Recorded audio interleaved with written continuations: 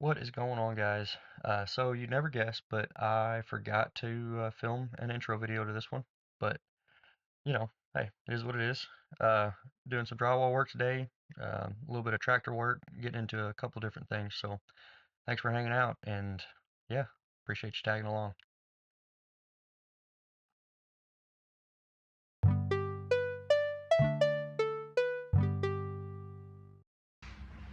All right, guys. So first round of tape and mud is on.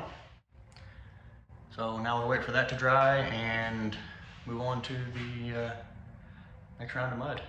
So probably gonna have, I don't know, 3 or 4 coats depending on how they go. But yeah, thanks for tagging along.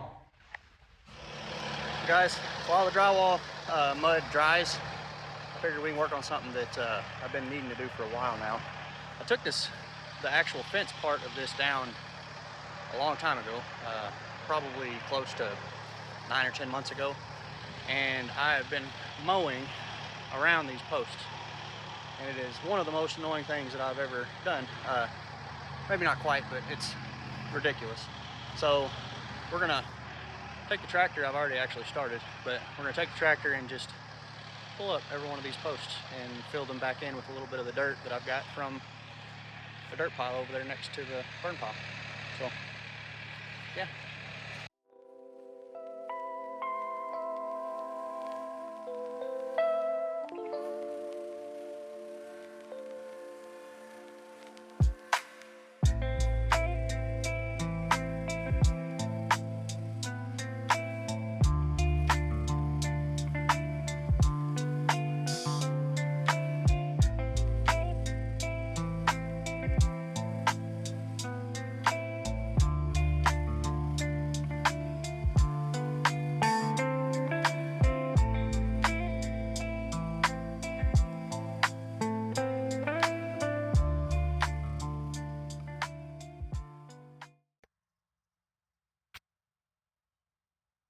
All right, guys, just real quick, I just wanted to show you guys how I'm wrapping the chain around the post to get it to grab and be able to pull it out with the tractor. I realize it might not be obvious or it might not make sense how chain is grabbing onto a post and not sliding up. So, yeah, I'm going to show you guys that real quick and we'll get going.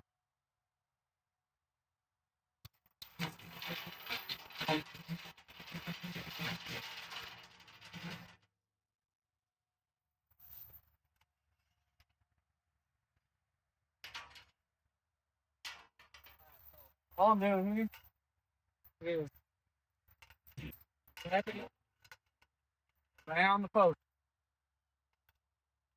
about 3 times or so over top, and then I'm going to go up under, pull it tight, and that bundle is going to grab the post and that chain is for the most part going to stay where it's at.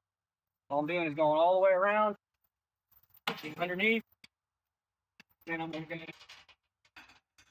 and back under the back side of the bucket, and hooking the chain onto itself. So that right there is strong enough that once you put tension on it, it's going to grab the post enough to be able to pull the whole thing out. So, yep, we're going to go back to the time lapse and finish these two up. Probably go back and fill our holes in the dirt.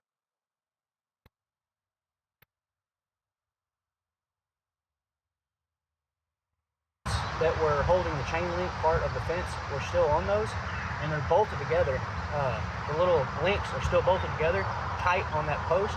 So all I was doing was hooking my bucket up underneath the lip of those little connectors, the hardware, and hooking the lip of the bucket underneath it and pulling it up out of the ground. Obviously, it's a lot faster than having this chain. So if you can do that, that's the ideal way to do it. But yeah, I just want to make that note.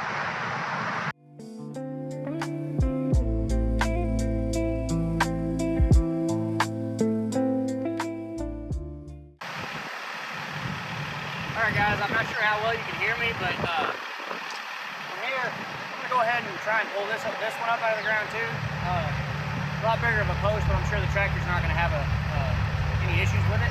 We're going to go ahead and pull that one up. I'm probably gonna get a scoop of dirt and a shovel and go ahead and fill in the holes as well as clean up all the posts and put them in a pile. So let's get going.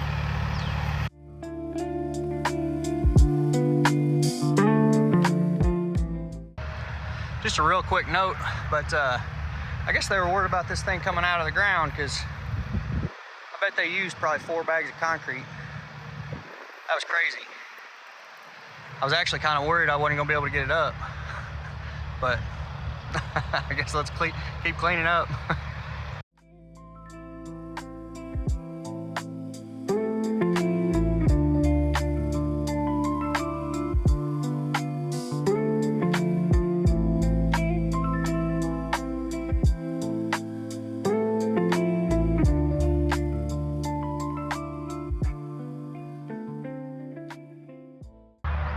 All right, guys, we got it all done. All the posts have been pulled up, cleaned up, put in a pile in the back of the yard, and all the holes have been filled in. So I'll flip you guys around so you guys can take a look. But doesn't that just look so much better? It's gonna make my life so much easier mowing, especially with that tractor. So I don't know about you guys, but I'm pumped about it. And you swing it around here, there's the big pile of junk. I'm not sure exactly what I'm gonna do with that, but my mom has a dumpster, so I might try and put a few at a time in that dumpster. We'll see how it goes. And I did want to show you guys one more time how the drywall ended up. The fan's still going. I'm gonna cut that off and show you guys. I'm not gonna leave it running because it might be 2 or 3 days before I get to come back by. So yeah, I'll flip you guys around and show you where I ended up. All right, so you can see there, the white on either side of the mud is where Avery primed the wall the other day. Again, I was just told by a construction friend of mine that it helps the mud adhere better to the wall and it makes it much less likely to peel in the future. So there's that guy. And I did that with the all-purpose. It dries a lot harder, so I'm hoping that that's going to be a good base for especially the bigger gaps.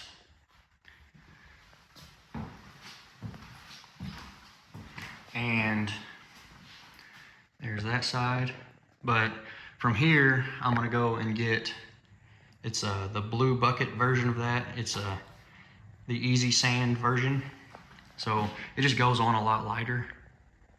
And I'm gonna finish it off with the easy sand and just makes it a little bit easier to sand it and get a smoother finish. So again, thanks for hanging out, guys. And yeah, if you enjoy this type of content, like the video, subscribe to the channel, and hit the alert bell if you're into that kind of thing. But yeah, appreciate you guys hanging out, and we'll see you guys on the next one. See y'all.